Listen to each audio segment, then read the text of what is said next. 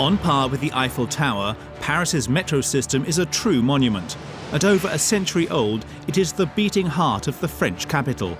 With 220 kilometers of track, 302 stations and 14 lines, it is indispensable to life in the city and carries more than 5 million passengers a day. That's 2 billion people each year. Continuously modernized and always at the forefront of technology, it nevertheless retains the appearance of its early days. It owes this uniqueness to Parisians, who have held it dear since it was first created in 1900. Designed by visionary engineers such as Fulgence Bienvenüe, the father of the metro, and realized in an era where everything was possible, this megastructure has marked the capital with its imposing viaducts which crisscross the Seine. But how did they achieve such feats?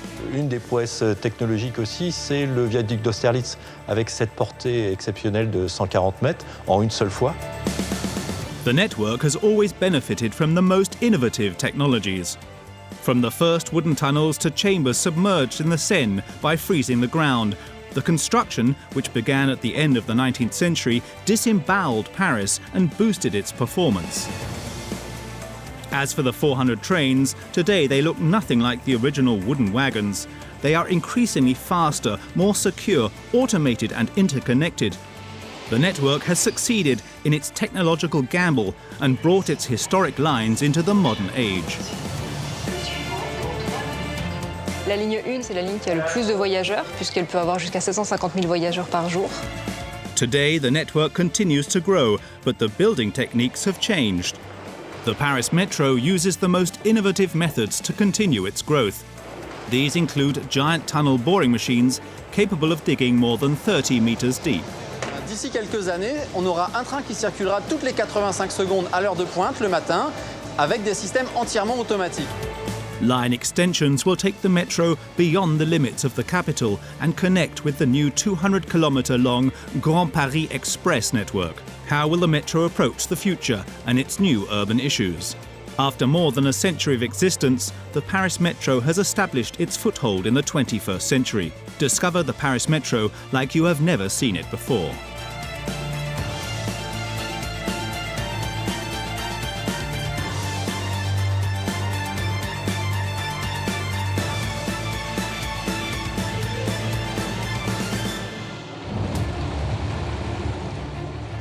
We are in Saint-Ouen, on the site of the Line 14 extension, a titanic construction costing nearly €1.5 billion, situated in the heart of the city.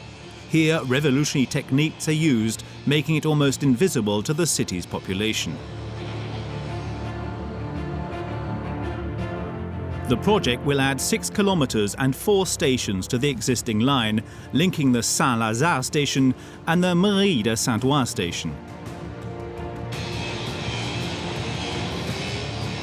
25 meters below ground level, the tunneling machine, Seine, is hard at work. It has covered 400 meters so far.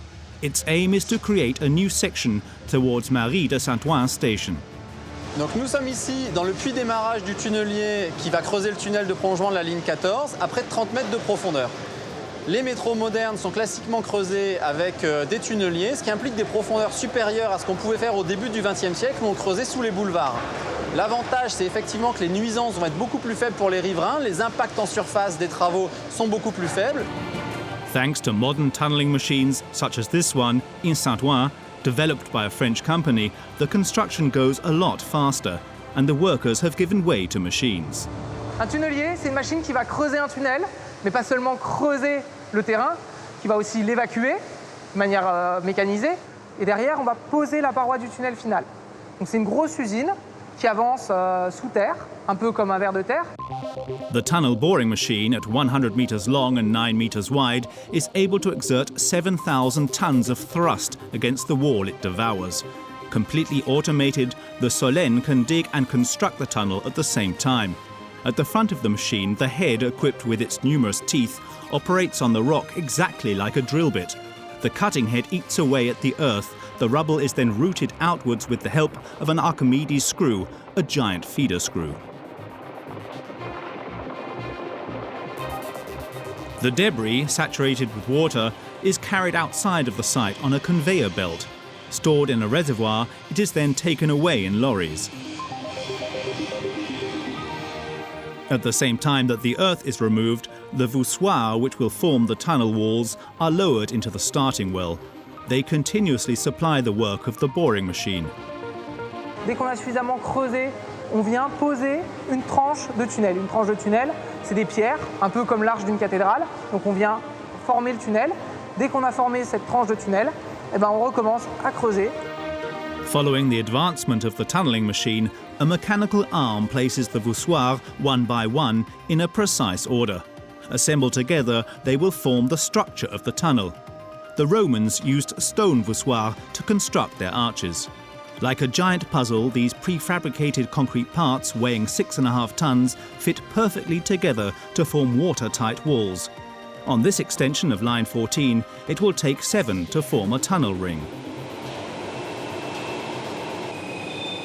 C'est dans cette zone-là que la machine avance, donc que la partie qui est à ma gauche de la machine, là, avec la tête de coupe, va prendre appui sur le tunnel qui a été posé.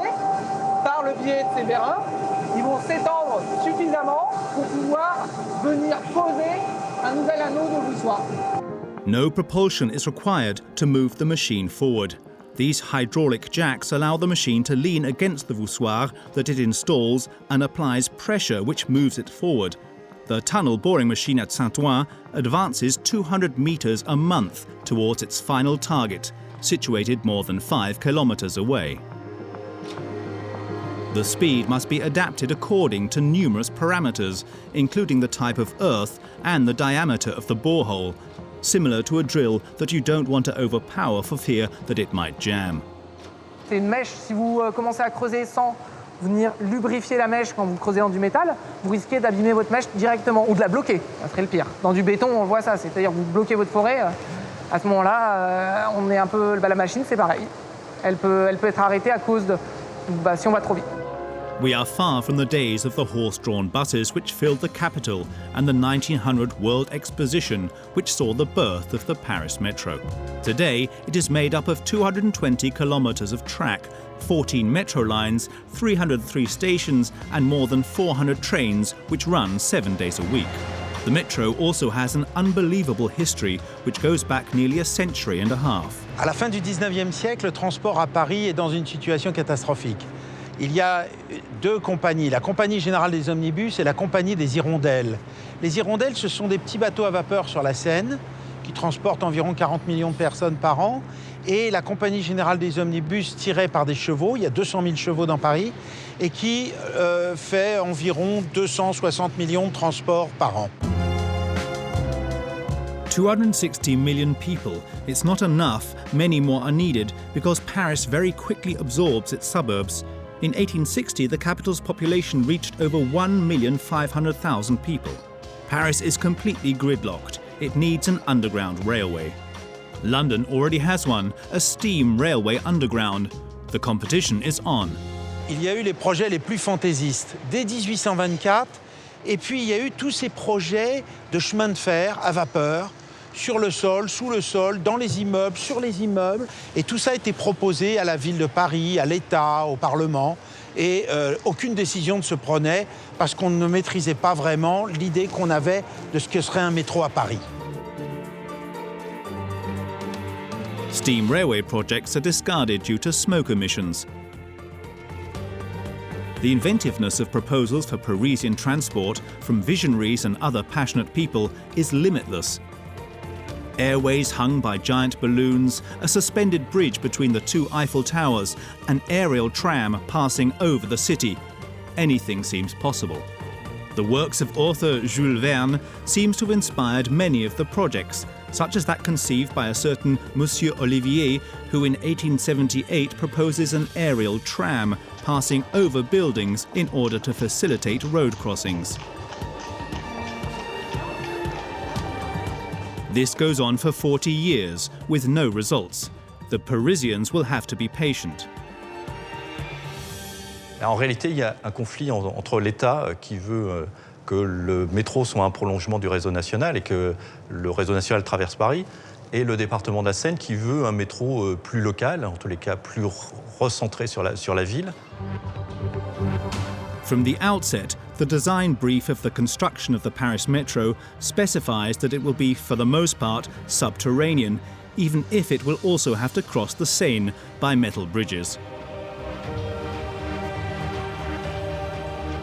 As for the trains, they will be electrically driven and must not exceed the size of 2.4 meters, which would inhibit the running of normal trains. La ville de Paris ne voulait pas créer un réseau de chemin de fer dans Paris qui permettrait de relier les grandes stations de train entre elles, ayant peur que la population prenne ces trains et quitte la ville de Paris et qu'il n'y ait plus de population dans Paris. Cette idée, à peu près, extravagante aujourd'hui, était dominante à l'époque et donc elle empêchait qu'on réalise un métropolitain dans Paris. Mais en même temps, elle mesurait que c'était nécessaire. En 1896, l'État lâche et effectivement, la ville de Paris va pouvoir se doter d'un métro local. Several important deadlines, such as the 1900 World Exposition, will ultimately put everyone in agreement. In Paris, an original means of transport is tested. It is called the Road of the Future. In fact, it is a rolling pavement over 3 kilometers long, which runs along the Seine, looping between the Champ de Mars and the Esplanade des Invalides. The Parisians go crazy for it. Elsewhere, an innovative subway project is born, and it is based on an invention that is changing society. En 1880, une révolution a lieu, c'est la révolution de l'électricité.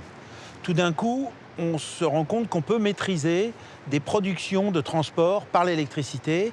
Et Jean-Baptiste Berlier invente un système remarquable. Il invente l'idée des tramways tubulaires souterrains électriques. Et il écrit un petit pamphlet, et il est tellement sûr que c'est la bonne solution qu'il écrit dans son pamphlet « De toute façon, même si je mourais, je suis sûr que c'est ça qu'on va réaliser ». Tramways have existed since the 1860s. First there were horse-drawn tramways, then steam, and finally electric. The visionary, Berlier, imagines an underground tramway with a central rail which will provide the necessary electricity. Finally, in 1896, a Parisian engineer, Fulgence Bienvenüe, is put at the head of the project. He is seen as the father of the metro. There is even a station with his name, Montparnasse Bienvenue. Il avait en particulier œuvré sur à la fois les réseaux d'égouts et sur les réseaux d'approvisionnement en eau de la ville. Et il y a une certaine analogie, je dirais, entre un tunnel de métro et un tunnel d'égout, ce qui a fait que le personnage, en tous les cas, semblait tout à fait adapté à ce grand projet. Fulgence Bienvenue is the champion of the underground, but the Paris Metro is also made up of some spectacular constructions, incredible technological prowess for the time, and true artistic masterpieces.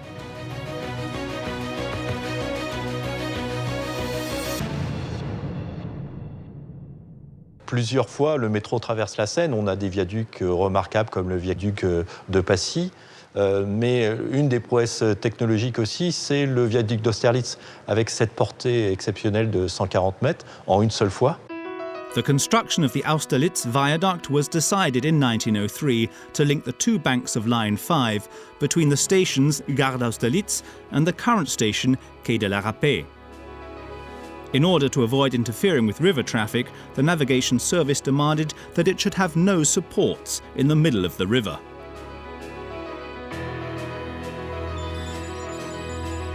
Situated 11.3 meters above the level of the Seine, the Austerlitz viaduct is made of steel. It consists of two large parabolic arches with three main joints, one at the top and two on either side near the riverbanks. The deck, which is 8.5 meters wide, is suspended from the arches by 16 supports in its center and 4 supports at its ends. To withstand wind force, the suspension supports are connected by crossed structures. To reinforce the structure, the arcs themselves are also connected together.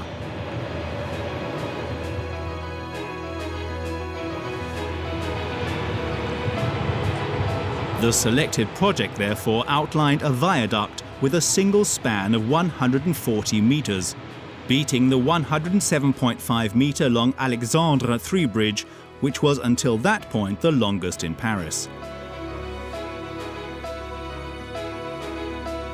On the banks, the viaduct arches rest on stone abutments, which are 22 meters long and 18 meters wide. Each of these blocks is surmounted on two 15-meter-high masts, which frame the deck of the bridge. A work that is truly extraordinary for its time. In July 1906, the construction is finally completed. Line 5, which links Gare de l'Est to Gare d'Austerlitz, is in service.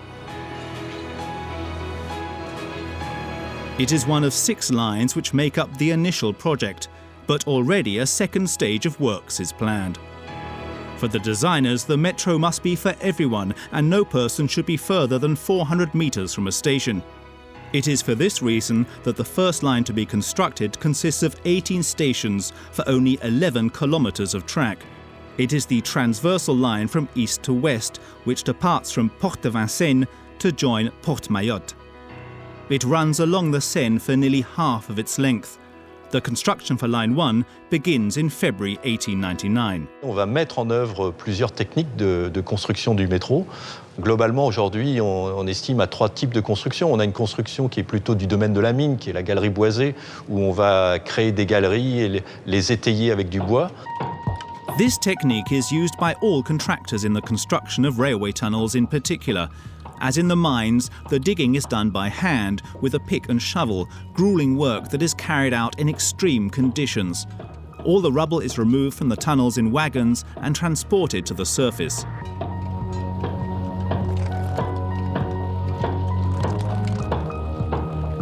Some is used to refill Parisian quarries.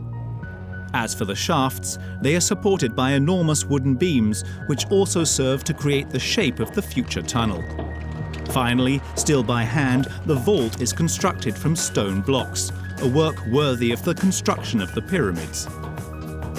On a une deuxième technique, qui est une technique qui sera employée plus tard, qui sera plutôt une technique de bouclier, qui est peut-être aujourd'hui l'ancêtre du tonnelier, et qui consiste effectivement à creuser en poussant ce bouclier métallique et en construisant la voûte au fur et à mesure de l'avancement. In reality, the metal shield would not be used much on Line 1 because it is very slow, difficult to put in place, and stops as soon as it encounters a rock that is too hard. At the time, it was even sometimes necessary to dig by hand to move it forward in waterlogged terrain. These are the voussoirs placed one by one to create the tunnel ring. They are cast iron and positioned using a manual system. They give the tunnel its final shape. The shield concept truly is the ancestor of the modern tunnel boring machine, but this technique will take decades to be properly developed. It will take a century for a tunnel boring machine to be used again in Paris. Today, it is hard to imagine the busy Rue de Rivoli in this state, and yet it is the hell that Parisians will live with for 18 months. On a une dernière technique qui consiste à ouvrir la chaussée et à fermer la boîte de la station avec un tablier métallique. C'est des techniques qui sont très gênantes, il n'y a plus de circulation, et c'est des travaux qui concernent pratiquement un tiers de la ligne 1. This technique will be used near the Seine. Dug as shallow as possible to avoid leaks, the top of certain stations is sometimes only 60 centimeters from the wheels of the cars passing above. Une fois les projets d'infrastructure effectivement livrés, il fallait décorer, habiller les stations. Il fallait aussi l'arrivée du carreau biseauté blanc. On fait appel à Hector Guimard pour les fameuses entrées de stations de métro. Et le tout est livré à la compagnie de chemin de fer métropolitain de Paris qui va en assurer l'exploitation. The most advanced technologies were used in the electrification of the network. 2 coal factories were built to provide enough energy for this new means of transport. This requires colossal investments which already combine public and private money. It is the CMP, owned by Baron Empin, one of the financial giants of the 19th century, who takes on this formidable gamble. Le coût des investissements est le suivant. L'infrastructure faite par la ville de Paris vaut 600 millions d'euros d'aujourd'hui. Et la superstructure faite par le baron Empin représente un peu plus d'1 milliard, parce qu'il y a le coût des usines, les rames et la décoration de toutes les stations de métro et l'équipement du chemin de fer. Les travaux de la ligne 1, c'est une chose qu'on ne saurait peut-être plus faire aujourd'hui. Ils ont été réalisés en moins de 18 mois il y avait un impératif qui était de répondre à l'Expo universelle de 1900. Ceci dit, le métro est arrivé un petit peu en retard. Il est arrivé 3 mois en retard. Il est ouvert le 19 juillet 1900, alors que l'Expo universelle a commencé en avril 1900. While the inauguration takes place quietly during the summer of 1900, those who took the crazy gamble on these tunnels which crisscross the capital have a new worry. Will the Parisians want to go down underground?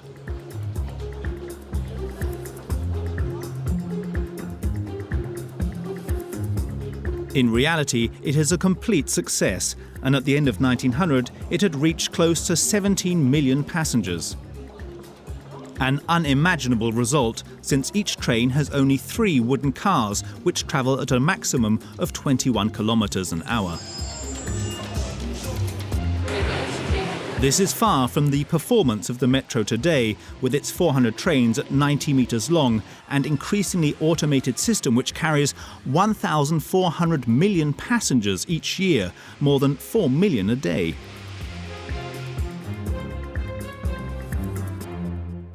Donc là, on est à bord de la rame Westinghouse, donc la première rame, la rame de l'inauguration de 1900.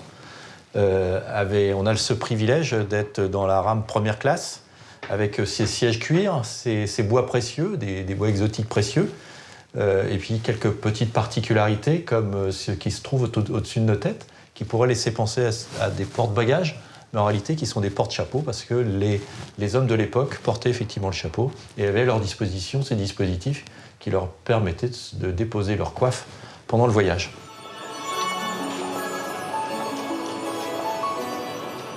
Nearly 120 years later, things have well and truly changed, beginning with Line 1, the historic line which saw the evolution of the Paris Metro. It is increasingly connected, comfortable, automated and secure.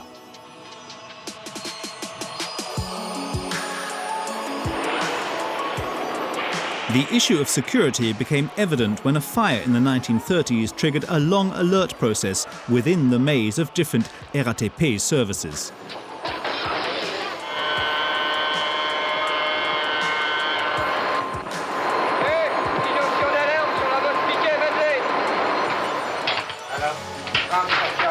École militaire, courant coupé, section, la note Piquet, Madeleine, pour dégagement de fumée à 434,1. A delayed reaction, which is not very reassuring for the passengers. To answer growing concerns about the safety, the RATP implement centralized command posts, a revolution made necessary by the growing development of this megastructure. In 1967, Line 1 is one of the first to be equipped with a centralized command post. 50 years later, it is the most modernized command post in the Parisian Metro. With nearly 275 million people transported a year, the role of the Line 1 command post is paramount in order to respond to every situation, as quickly as possible. Le PCC, c'est le centre de la sécurité ferroviaire de la ligne, c'est-à-dire que dès qu'il y a une situation anormale que le système détecte, ça peut être un problème de porte par exemple, avec un voyageur qui retient les portes, ça peut être une situation que le système détecte comme anormale, il y a une alarme qui remonte ici, qui est traitée par les superviseurs qui sont derrière moi et qui prennent en compte cette alarme et qui agissent en conséquence en fonction de la situation. La station ferme ses portes. Merci de vous diriger vers la sortie. In 2011, to better meet a growing demand, the traditional metro with a human driver is replaced by a completely automated line. The work was done at night without major interruptions to traffic. It was a world first. Les grands avantages de l'automatisation, c'est tout d'abord la sécurité, puisqu'on a un système qui empêche toute intrusion de voyageurs sur les voies notamment. Le deuxième avantage de l'automatisation, c'est une grande souplesse d'exploitation, puisqu'on peut injecter des trains et ainsi augmenter l'offre de transport en fonction du besoin. Le troisième avantage de l'automatisation, c'est passer d'un intervalle de 105 secondes à un intervalle de 85 secondes, c'est-à-dire que sur une plage horaire définie, on peut injecter plus de trains et donc offrir un confort de voyage supérieur à nos voyageurs et un nombre de voyageurs transportés supérieur. The Paris Metro is sometimes strained, during large public demonstrations, for example, which stir the city. But the RATP is now able to quickly adapt its resources to meet demands at any moment. even on a Sunday. À la place d'une vingtaine de trains, on a mis en piste plus de 40 trains, en fait, ce qui nous a permis d'avoir un intervalle comme à l'heure de pointe, un dimanche après-midi. Since its creation, the evolution of the Paris Metro has been a real obstacle course. The construction of certain sections combines ingenuity, self-sacrifice, and pure madness. This is the case of Opéra Station. It is 1904, an entrepreneur undertakes a Herculean task. Here he will carry out the feat of burying a gigantic block of concrete in which 3 metro lines will cross over, one above the other, something that has never been seen before. Until now, Léon Chagnot has only dug a few tunnels on lines 2 and 3. He owes his fame to the former. On it he will test advanced techniques and become one of the more important builders of the Paris Metro. Thanks to this success, he will be entrusted with an even more unbelievable mission: the first crossing under the Seine River between the stations Châtelet and Cité. These 2 stations make up part of Line 4. Around 11 kilometers long, it leaves from Porte de Clignancourt and runs all the way to Port d'Orléans. On ne devait pas passer sur l'île de la Cité. On devait finalement rejoindre Châtelet-Saint-Michel en passant finalement à la pointe amont de l'île de la Cité, mais pour des raisons très simples, c'est que finalement ce métro devait passer juste sous l'Académie française qui se trouve là, et les académiciens n'étaient pas d'accord. Pour leur calme, ils ont décidé de faire une pétition qui a été suivie par un certain nombre, à l'époque, de savants et autres, et c'est là qu'on a décidé de dire non, on va passer par l'île de la Cité et on va faire une station île de la Cité. First of all, Chagnot builds the section that leads to the Seine. It goes from Châtelet station to the banks. It must now cross the long arm of the Seine to Cité station, and then the small arm of the Seine to Saint-Michel station. They decide on chambers buried in the riverbed. The construction begins in 1905 and promises to be spectacular. There will be 3 large chambers for the larger branch of the Seine, covering a distance of 122 metres, and 2 for the smaller branch at 41 metres. The 5 chambers, which will be submerged in the river, will be assembled on the Quai de Tuileries, where the engineers will create their innovations. Each chamber is composed of a cast iron base housing the 2 future tracks. The whole structure is surrounded by a double-layered wall made from metal. The chamber rests on the base of the shape of a knife blade, 1.8 metres high. Between the 2 walls is an empty space, which will become a workspace where the builders will operate. The chamber, which floats on the Seine, is then towed to its future grounding place.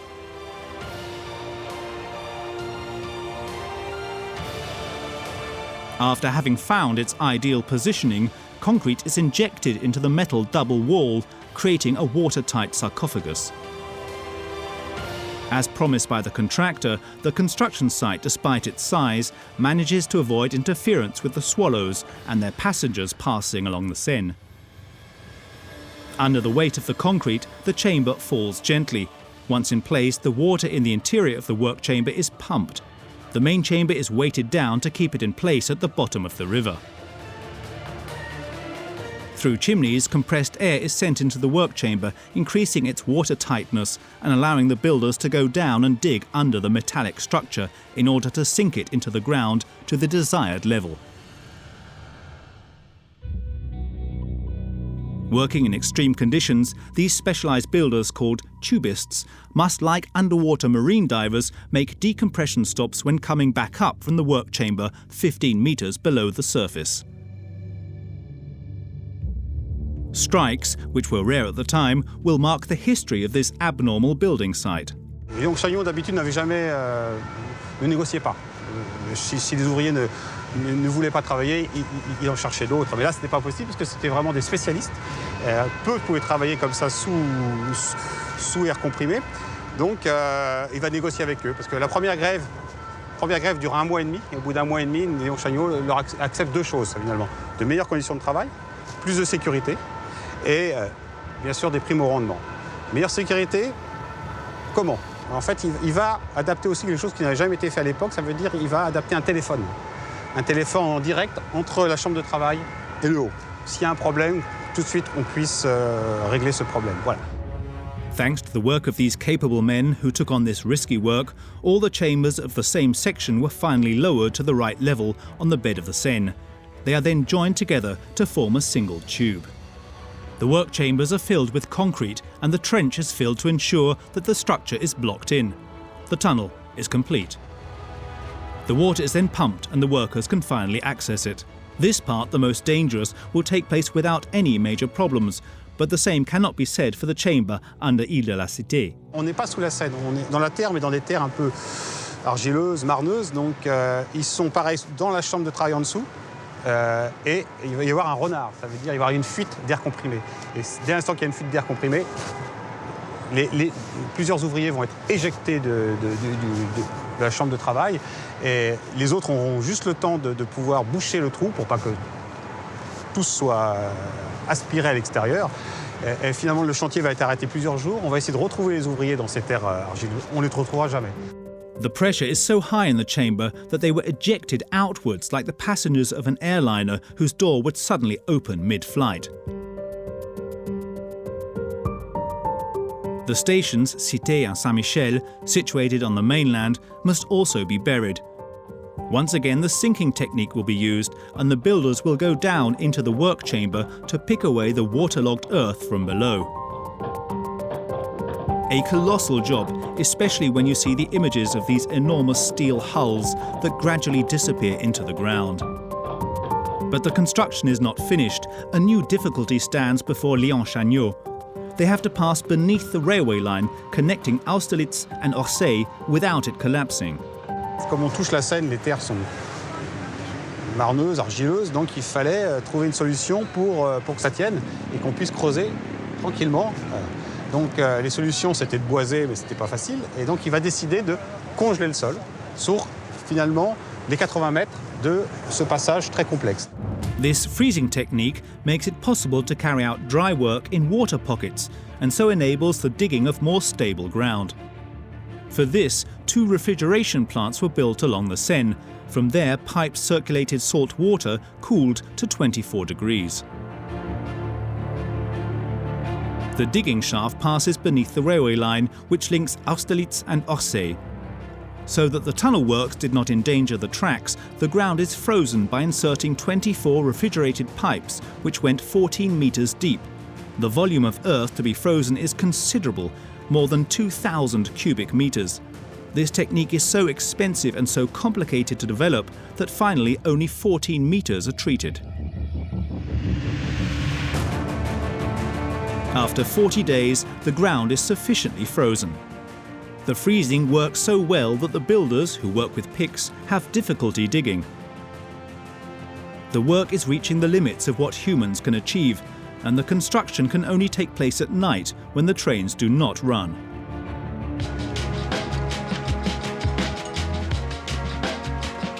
In 1909, after 4 years of hard work, the gargantuan construction of the Seine crossing is complete. Up to 700 workers were employed at one time. The General Inspector, Fulgence Bienvenüe, comes to inspect it. His dream has become a reality. 2 years later, elevators are installed, which give access down to Cité and Saint-Michel stations, situated far below the surface of the Seine.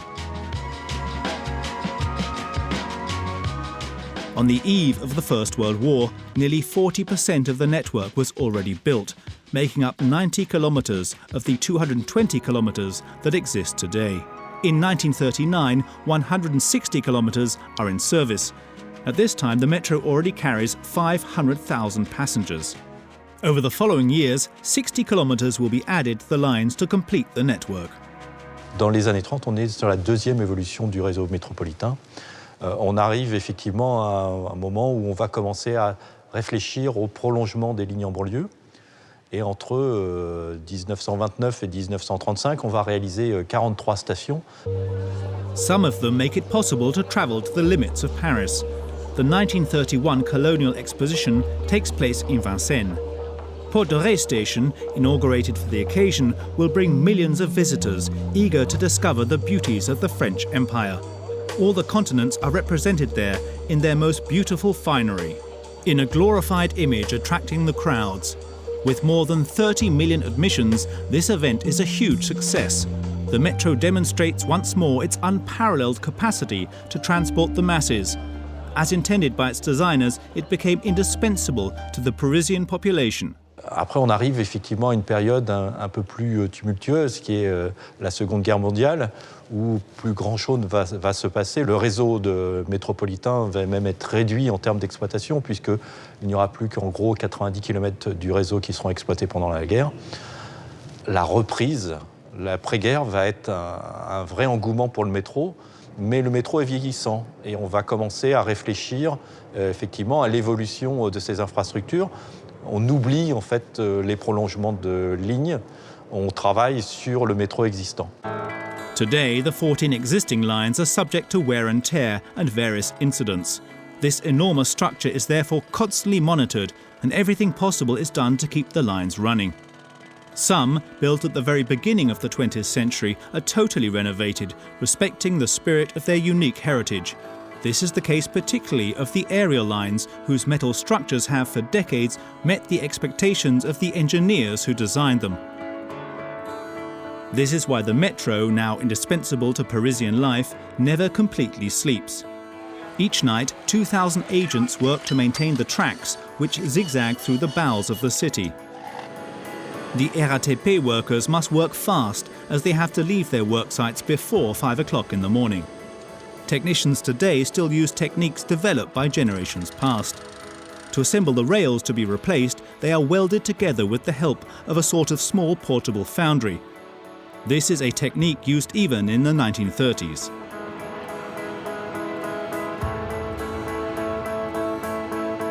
The hundreds of metro trains travel tens of thousands of kilometers each year, requiring colossal maintenance.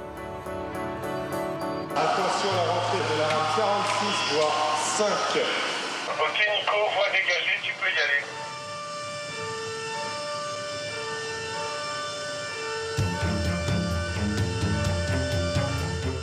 Each line has its own maintenance workshop. We are in Bobigny. All the Line 5 trains come here to undergo maintenance, tests and repairs at least 5 times a year. Ici, nous réalisons des activités préventives et correctives, des entretiens techniques, à l'instar de ce qu'on fait sur les voitures au changement des plaquettes. Là, c'est la même chose. On va changer aussi les organes de frein, toutes les pièces d'usure, mais aussi des activités plus lourdes, comme le tour en fosse, où on va reprofiler des roues. Like with car tyres which wear out and become misshapen, the metal wheels of the metro trains require a reprofiling every 200,000 kilometres, or 3 years of use. It is a way of improving the comfort of the passengers and also ensuring optimal safety by gaining adhesion. Here the cars are checked from every angle. One of the main advantages of this state-of-the-art workshop is the possibility of working on the bogies, which include the engine, the undercarriage and the axles, and which weigh more than 7 tons. Huge hydraulic cylinders separate the wagons from the bogies. An exceptional system which allows them to be repaired or changed. It is a long way away from the manual workshops 50 years ago, where adjustments took forever. Technology has revolutionized the RATP maintenance workshops. But today, like yesterday, nothing is left to chance here. On réalise actuellement une opération de nettoyage sous caisse. Cette activité est réalisée tous les 60 000 km. Ça représente à peu près 9 mois de circulation. An operation that is required to facilitate the technician's diagnostic, who check each part, and also to avoid any possible accidents where the oil might risk setting on fire due to the heat. There have been few fires, sometimes with unexpected causes, since the metro opened. The most tragic took place just after a few years of use, on the 10th of August in 1903. Un incendie se déclare à la station Couronne et provoque le décès de 84 personnes. En réalité, ce n'est pas la voiture qui contient les voyageurs qui s'enflamme. C'est un incident technique et un court-circuit électrique qui arrive dans un train précédent qui est parti dans le tunnel et qui, par le dégagement de fumée, va provoquer la mort de 84 personnes dans la station Couronne. The grief is immense. The young metro has just claimed its first victims. Its operators will learn many lessons.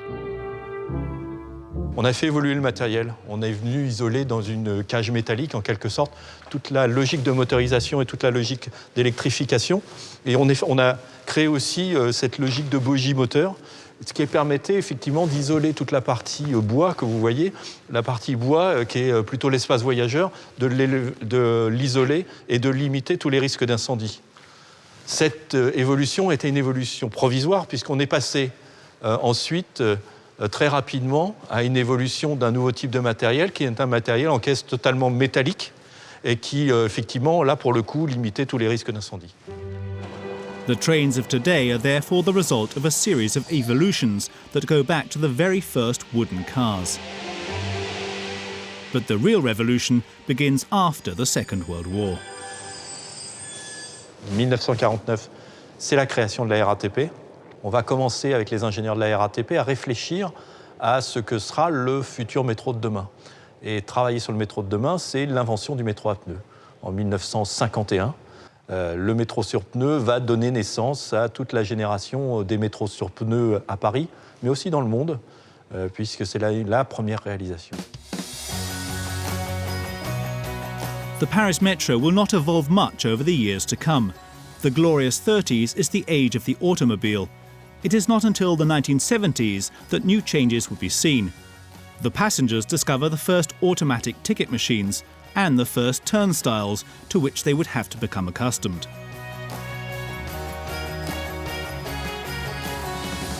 In 1973, the last ticket stamper retires. The RATP creates the Carte Orange Metro Pass in 1975. It will change the lives of thousands of Parisians. More than ever, the metro and its passageways are living quarters appropriated by the population.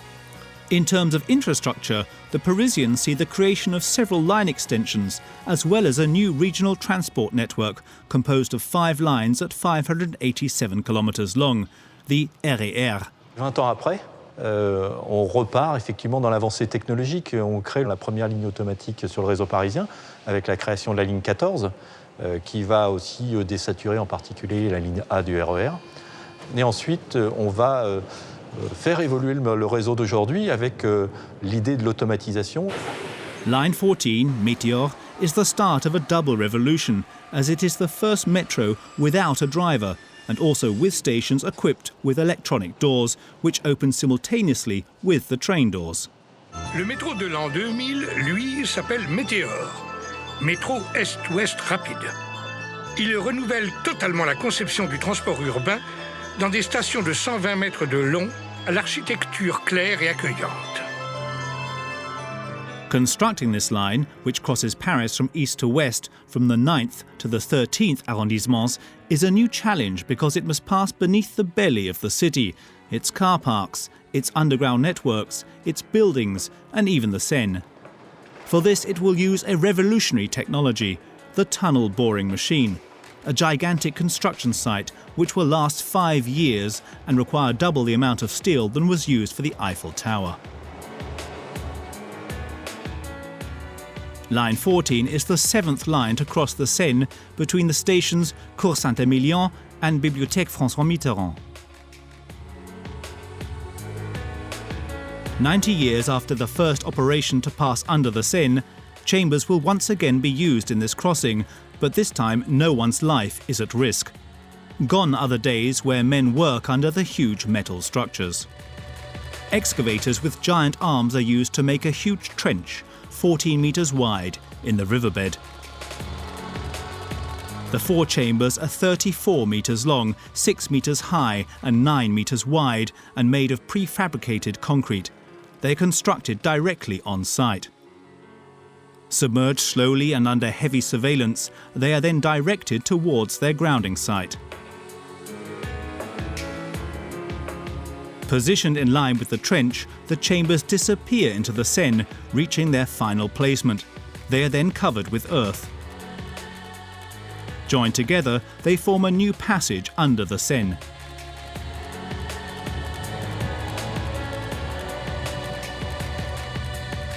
Nearly 20 years later, Line 14 opens. New extension works begin. Le prolongement de la ligne 14 a été conçu par rapport à un objectif principal qui est la désaturation de la ligne 13. Il est d'ailleurs en correspondance avec chacune des deux branches de la ligne 13, puisque la ligne 13 forme un Y au nord, respectivement à Porte de Clichy et Mairie de Saint-Ouen, de façon à ce que les deux branches de la ligne 13 puissent profiter de cet effet de désaturation. On estime que la fréquentation de la ligne 13 va baisser de l'ordre de 20 à 30% à la mise en service du prolongement de la ligne 14. But to achieve this goal, the contractors will have to overcome new obstacles, starting with avoiding existing metro lines. They will have to dig very deep using the tunnelling machine, which will descend 30 metres below ground level. At these depths, new challenges await the engineers. The ground to be dug is relatively loose and does not pose a particular difficulty. However, the route is situated beneath the level of the water table. The contractors will have to combine technology and ingenuity. Concrètement, le tunnel est sous le niveau de la nappe. Si on n'avait pas les murs en béton autour de nous, il y aurait ici une grande piscine qui viendrait au-dessus du niveau de la tête. C'est-à-dire que le gros enjeu, c'est d'assurer en permanence pendant la réalisation des travaux l'étanchéité, empêcher l'eau de venir perturber le fonctionnement du chantier et assurer également une pression suffisante pour maintenir en place tous ces terrains de façon à éviter tout risque de tassement en surface. Digging with a tunnelling machine has a number of advantages for the use of the future line. On a aussi des tracés beaucoup plus rectilignes, on n'est pas gêné par les bâtiments, les fondations, ce qui donne une vitesse commerciale plus importante et un voyage beaucoup plus rapide pour les riverains. En sens inverse, les stations sont un petit peu plus profondes et donc on a un petit peu plus de temps d'accès au quai que ce qu'on pouvait faire au début du XXe siècle. These works can be carried out without disrupting traffic circulation, a true feat. Dans ce tunnel, d'ici quelques années, on aura un train qui circulera toutes les 85 secondes à l'heure de pointe le matin avec des systèmes entièrement automatiques. Donc aujourd'hui, on a posé les anneaux en béton du tunnel. Demain, il va falloir remplir le fond de ce tunnel de béton, venir dessus, poser la voie sur laquelle va rouler le train et enfin déployer l'ensemble des systèmes qui garantissent la sécurité du voyageur, le fonctionnement automatique des trains, la capacité à échanger entre le PCC et le train au fur et à mesure de l'avancée du train pour pouvoir dialoguer avec les voyageurs, bref, l'ensemble de l'intelligence du système automatique. The Line 14 extension will open in 2019. After this, it will see other additions, such as an extra station in the north, in Saint-Denis-Pleyel, and an extension of around 15 kilometres in the south, joining Orly Airport. These two new stations will be connected to the whole Grand Paris Express network. This is the big idea of the Grand Paris network, to multiply the connections within the existing network. This will be the case for 75% of the new stations. Quite an accomplishment when you consider the importance of the construction, which is beginning. The Grand Paris Express is a new transport network. At 200 kilometres long, it is as long as the current Paris Metro. The 4 new lines are completely automated, travelling up to 120 kilometres an hour between 68 new stations. A circular network which joins France's main regions and aims to decongest the existing network. It was time. The Paris Metro megastructure began to seize up. Another way had to be found. Avec le réseau Grand Paris, on pourra passer de banlieue à banlieue sans passer par le centre de Paris. Ça va permettre de décharger les transports du quotidien et notamment la ligne A, la ligne B. Donc très concrètement, aujourd'hui, quelqu'un qui part de la Défense et qui veut aller à Roissy, aujourd'hui il met 1 heure, demain il mettra 35 minutes et donc il va gagner concrètement 25 minutes. A circular network for skirting around Paris and saving time. For the Line 15 South, which will link the west and the east of Paris without passing through the capital, 13 architects have designed 16 new stations. They no longer seek to hide them. They are thought to be true living spaces, making their mark on the heart of the city. Le métro du Grand Paris, c'est bien sûr que c'est un projet de transport qui sera innovant, mais c'est surtout le support, le socle d'un projet urbain et de création de services et de création de quartiers. Voilà, donc toute la réflexion est naturellement menée en ce sens, et pas à l'échelle d'une gare, mais vraiment à l'échelle du réseau tout entier. The first works have begun, and Line 15, which will surround Paris, will be completely finished in 2027. But this is not it, as numerous extension projects on existing lines have already been planned. The network must respond to the growing Parisian urban area, but also to its usage, which increases by 3% each year to soon reach 1.5 billion passengers transported. Le métro, pour moi, c'est l'éternelle modernité. C'est-à-dire qu'il faut se réinventer en permanence. La ville, elle évolue. Le métro, il doit évoluer, il doit suivre la ville. C'est le réseau sanguin, entre guillemets, de la ville. À la fois, on a un métro patrimonial qu'on entretient, qui est un métro historique, pour lequel il y a une relation affective avec ce métro. Et puis, il y a aussi cet enjeu technologique permanent de remise en cause. Et cet enjeu vers l'automatisme, vers le métro sans conducteur. Les deux doivent vivre ensemble, c'est-à-dire qu'on doit faire vivre à la fois du métro historique et un métro moderne. Soon, this formidable structure, conceived by its creators as a self-contained system, will be connected with the main Paris Express line, but also to the RER lines, forming a network over 1,000 kilometers long. The Paris Metro, a giant megastructure born more than a century ago, and which relies on its history to write its future.